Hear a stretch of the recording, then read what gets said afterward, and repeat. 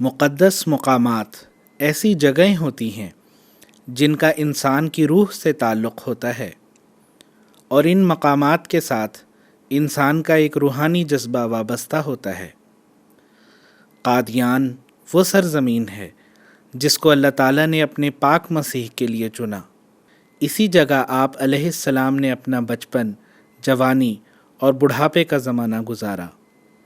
اس بستی کے چپے چپے نے ان عظیم الشان برکات کو پایا جو ایک جلیل القدر نبی سے کسی کو مل سکتی ہیں۔ یہی وہ سرزمین ہے جہاں پر اللہ تعالیٰ نے اپنے برگزیدہ مسیح موعود کو ہزارہا معجزات اور نشانات عطا فرمائے، اور یہی سرزمین آپ علیہ السلام کی آخری آرام گاہ بنی۔ آج بھی اس بستی کے مقامات، اس کی فضائیں اور یہاں کی ہوائیں خدا کے ایک پاک نبی سے اپنی وابستگی کا دم بھرتی ہیں۔ ہے رضائے ذات باری اب رضائے قادیاں، ہے رضائے ذات باری اب رضائے قادیاں، مدعائے حق تعالی مدعائے قادیاں، ہے رضائے ذات باری اب رضائے قادیاں، وہ ہے خوش اموال پر یہ طالب دیدار ہے، وہ ہے خوش اموال پر یہ طالب دیدار ہے، طالب دیدار ہے، بادشاہوں سے بھی افضل ہے گدائے قادیاں، بادشاہوں سے بھی افضل ہے گدائے قادیاں، ہے رضائے ذات باری اب رضائے قادیاں۔ زندہ قومیں اور جماعتیں اپنی تاریخ اور تاریخی عمارات کی ہر لحاظ سے حفاظت کرتی ہیں، اور ان کی حفاظت کی خاطر بڑی سے بڑی قربانی پیش کرنے سے بھی دریغ نہیں کرتی۔ خلافت خامسہ کے بابرکت دور میں غلبہ اسلام کی خاطر دینی مہمات میں سرگرمی کے ساتھ ساتھ قادیان دارالامان کے مقامات مقدسہ کے تحفظ اور رینوویشن کے حوالہ سے عظیم الشان کام ہوا ہے۔ دارالمسیح کی رینوویشن کے ساتھ ساتھ پرانے مکانات کی شکل اور نقشہ کو برقرار رکھا گیا ہے، بلکہ یہ کوشش کی گئی ہے کہ یہ جگہیں اسی طرح محفوظ رہیں جس طرح حضور علیہ السلام کے دور میں تھیں۔ اس عظیم دور کی ہر یاد کو زندہ رکھنے کی کوشش کی گئی ہے۔ دیواروں کی پرانی اینٹیں بھی بعض جگہ شیشہ بند رکھی گئی ہیں تاکہ زائرین ان مقامات کی زیارت کرتے ہوئے ان کی سادگی اور عظمت کو محسوس کر سکیں۔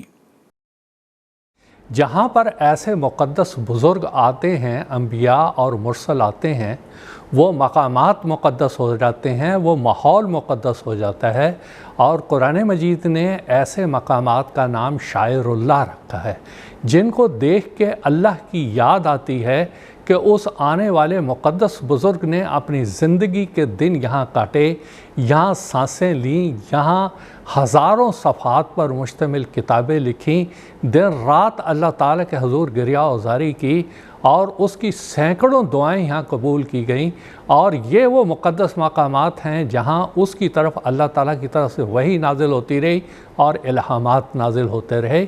یہاں یہ ایک بات واضح کرنا بھی ضروری ہے کہ کہ ان مقامات مقدسہ اور شاعر اللہ کو بعین ہی جیسے یہ حضرت مسیح موعود علیہ الصلوۃ والسلام کی حیات مبارکہ میں تھیں، اسی طرح ہی ان کو اپنی اصلی حالت پہ رکھا جائے تاکہ وہ یاد اس سے وابستہ ہو۔ قادیان کے مقدس مقامات جو خدائے غفور و رحیم کی برکتوں اور رحمتوں کا مورد ہیں، ان میں سب سے اول تو دارالمسیح ہے جو کہ الدار ہے، جس میں خدا کے اس رسول کی پیدائش سے لے کر جوانی اور پھر نبوت کا سارا زمانہ اسی در و دیوار کو برکتیں بخشتے ہوئے گزرا۔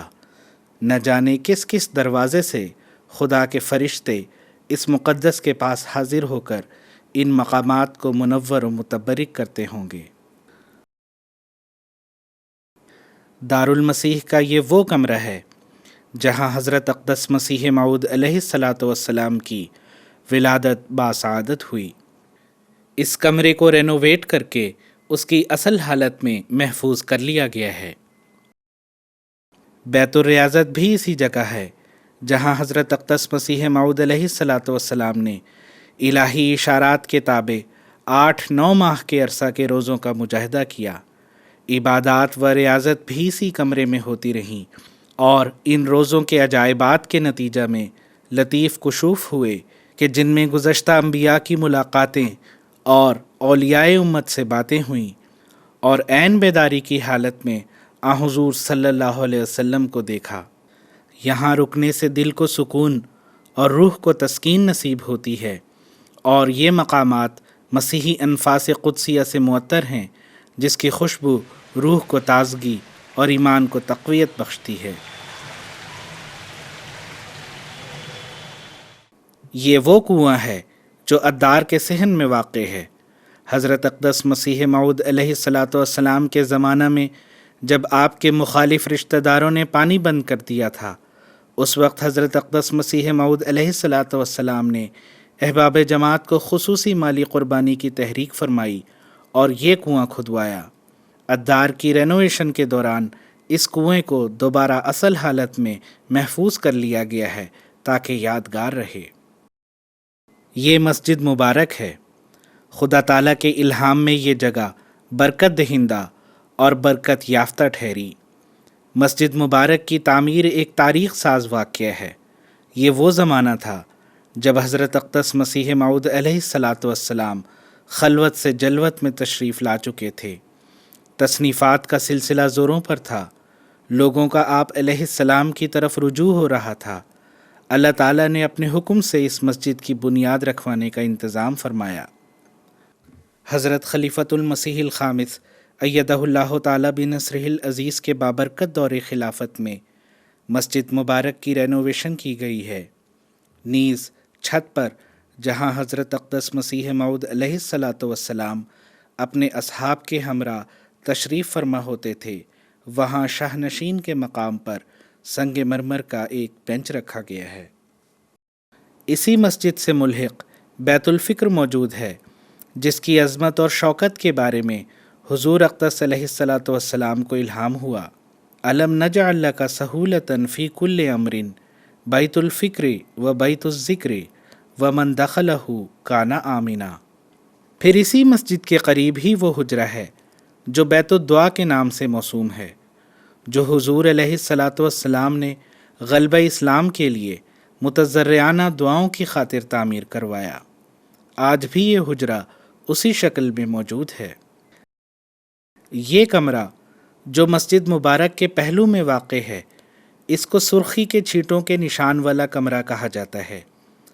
اس کمرے کی اجمالی تاریخ یہ ہے کہ 27 رمضان المبارک سن 1885 عیسوی کو جمعہ کے روز نماز فجر کے بعد حسب معمول حضور علیہ السلام اس حجرہ میں آرام فرما رہے تھے کہ یہ عجیب نشان ظاہر ہوا۔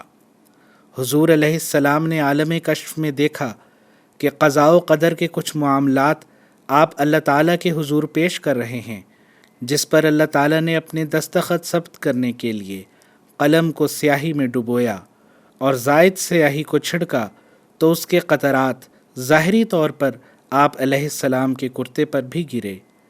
کشفی امر کا خارج میں وجود پکڑنے کا یہ عظیم الشان معجزہ ہے یہ کمرہ اسی صورت میں آج بھی مسجد مبارک کے پہلو میں موجود ہے۔ اسی ادار میں وہ گول کمرہ بھی ہے جہاں حضرت اقدس مسیح موعود علیہ الصلاۃ والسلام اپنے ملنے والوں سے ملاقات فرماتے، کھانا کھاتے اور محفل عرفان و ایقان منعقد ہوتی۔ گول کمرے کی رینوویشن کر کے اس کو اصل حالت میں محفوظ کر لیا گیا ہے۔ اس ادار کا ایک ایک کمرہ، ایک ایک دیوار یادگار ہے اور بابرکت ہے کہ خدا کے رسول کی نگاہیں ان پر پڑتی رہیں۔ خدا کے اس پیارے کے قدم اور ہاتھ اور جسم ان کو برکتیں بخشتا رہا۔ وہ سیڑھیاں جہاں سے حضور اترتے اور چڑھتے اور وہ گلیاں جہاں سے گزر کر آپ مسجد اقصیٰ کی طرف تشریف لے جاتے، ایک ایک چیز یادگار ہے۔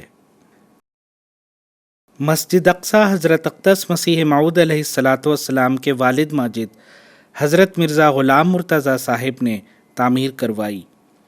ایک بڑی بھاری رقم سے آپ نے بیچ بازار میں ایک زمین خریدی اور جامع مسجد بنانے کا ارادہ فرمایا اور تعمیر کا کام شروع ہوا۔ لوگوں نے کہا، اتنی بڑی مسجد کی کیا ضرورت تھی؟ کس نے نماز پڑھنی ہے؟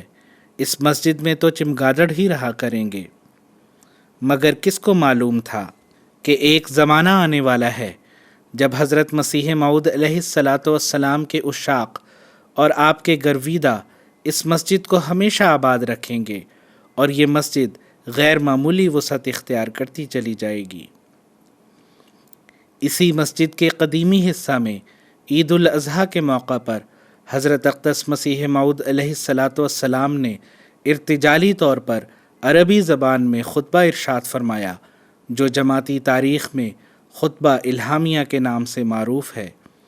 اسی مسجد میں اللہ تعالیٰ کے حکم سے جلسہ سالانہ کی بنیاد رکھی گئی، جس کا نظام آج پوری دنیا میں پھیل چکا ہے۔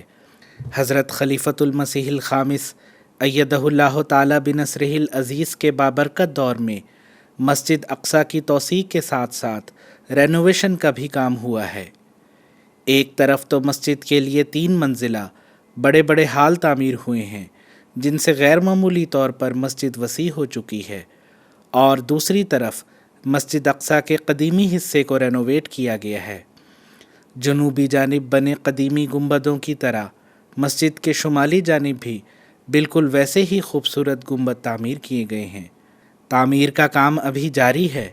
انشاءاللہ العزیز جلد ہی یہ مسجد مکمل ہو کر حضرت اقدس مسیح موعود علیہ الصلاۃ والسلام کی پیشگوئیوں کو ایک مرتبہ پھر عظیم الشان رنگ میں پورا کرنے والی ہوگی۔ اسی مسجد کے صحن میں منارۃ المسیح موجود ہے۔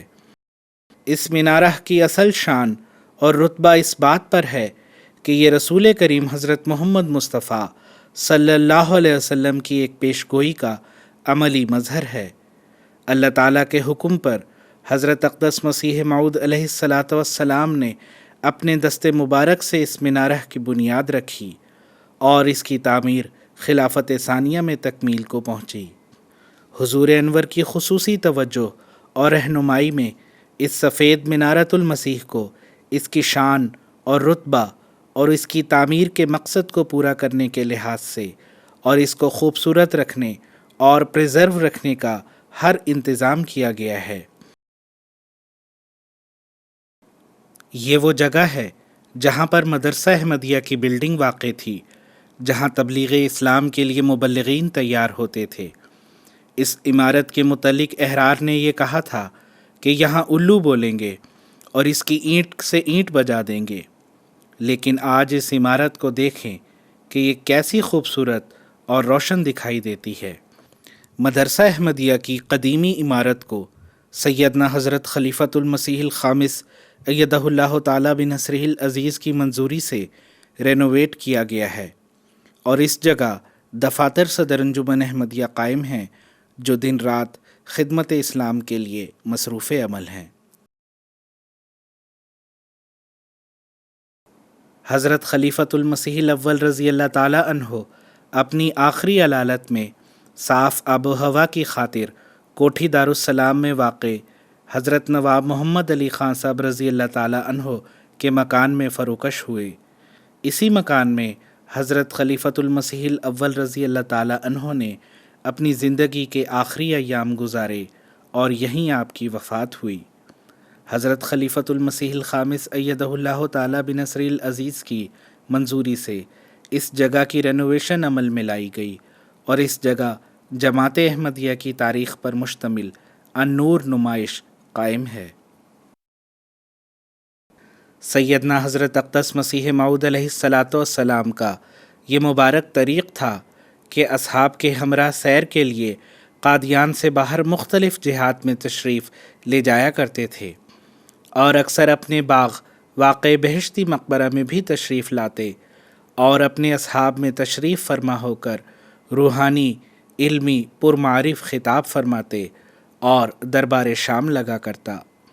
اسی دربار شام میں آپ اپنے باغ کے موسمی پھلوں سے اصحاب کی خاطر مدارات فرماتے اور خود بھی اصحاب کے ساتھ تناول فرماتے۔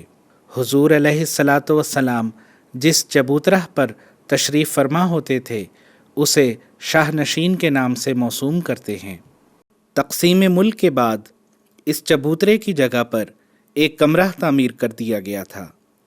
حضرت خلیفۃ المسیح الخامس ایدہ اللہ تعالیٰ بنصر العزیز کی منظوری سے اب یہاں پر سنگ مرمر کی ایک خوبصورت بارادری تعمیر کر دی گئی ہے۔ یہاں لوگ اس زمانہ کی یاد کو تازہ کرنے کے لیے اور برکت حاصل کرنے کے لیے حاضر ہوتے ہیں۔ شاہ نشین کے قریب ہی وہ مکان بھی موجود ہے جسے سیدنا حضرت اقدس مسیح موعود علیہ الصلاۃ والسلام نے اہل بیت کے لیے باغ کے ایک حصہ میں تعمیر کروایا تھا تاکہ حضرت ام المومنین رضی اللہ تعالی عنہا جب حضور کے ساتھ باغ میں فروکش ہوا کریں تو انہیں اور دیگر مستورات کو رہائش کی سہولت رہے۔ اس مکان کو عموماً مکان حضرت اماں جان رضی اللہ تعالی عنہا کے نام سے موسوم کیا جاتا ہے۔ حضرت خلیفۃ المسیح الخامس ایدہ اللہ تعالیٰ بنصر العزیز کے بابرکت دور میں اس مکان کو رینوویٹ کر کے اصل حالت میں محفوظ کر لیا گیا ہے۔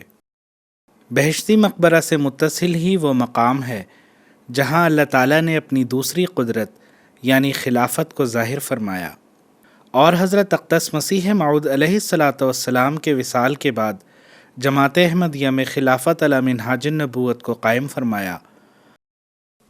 حضرت خلیفۃ المسیح الخامس ایدہ اللہ تعالیٰ بنصر العزیز کی منظوری سے مقام ظہور قدرت ثانیہ پر جہاں پہلے ایک چبوترا تھا وہاں ایک خوبصورت یادگار کی تعمیر کا کام جاری ہے جس میں سنگ مرمر پر نہایت ہی خوبصورت اور گہرے نیلگوں پتھر سے قرآنی آیات اور خلافت کے تعلق سے حضور صلی اللہ علیہ وسلم کی بشارات اور حضرت اقدس مسیح موعود علیہ الصلاۃ والسلام کی مبارک تحریرات لکھی گئی ہیں جو اسلامی آرٹ اور ہنر کا ایک خوبصورت نمونہ ہے۔ بہشتی مقبرہ قادیان وہ مبارک جگہ ہے جو سیدنا حضرت اقدس مسیح موعود علیہ الصلاۃ والسلام کی آخری آرام گاہ ہے۔